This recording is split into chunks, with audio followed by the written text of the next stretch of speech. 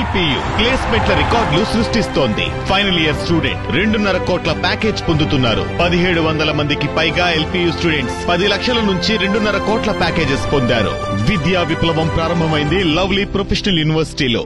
Visakha drugs case విచారణ దారి తప్పుతోంది. కూటమి నేతల ఒత్తిడి తట్టుకోలేక సెలవుపై వెళ్లారు 3 town CI Paidayya. East ACP Lakshmanamurthy విచారణ అధికారులు లేకుండానే డ్రగ్స్ కేసు విచారణ కొనసాగుతోంది.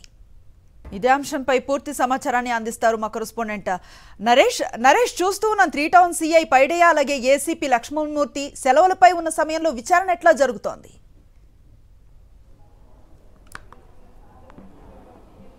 అనుశ్రీ, మొట్టమొదటి నుంచి కూడా విశాఖపట్నంలో నమోదైన 25 గ్రాముల కొకైన్ కేసు తీరు మొత్తం అంతా కూడా తూతు మంత్రంగా విచారణ జరుగుతుందనే ఆరోపణలు రోజురోజుకు పెరిగిపోతున్నాయి. దానికి నిదర్శనంగానే ఇప్పుడు ఏకంగా ఈ కేసులో విచారణ అధికారి సెలవుపై వెళ్ళిపోయారు. అదేవిధంగా ఈ కేసుకు సంబంధించిన ఈస్ట్ జోన్ ఏసీపీ లక్ష్మణమూర్తి కూడా సెలవుపై వెళ్ళిపోవడంతో అనేక అనుమానాలు ఇంకా మరింత రేకెత్తున్నాయి. అయితే ఈ ఘటనకు సంబంధించి మొట్టమొదటిగా 3 టౌన్ పోలీస్ స్టేషన్ పరిధిలో నమోదైన 25 గ్రాముల కొకైన్ కేసులు ఇప్పటివరకు 3 అరెస్ట్ చేశారు అధికారులు.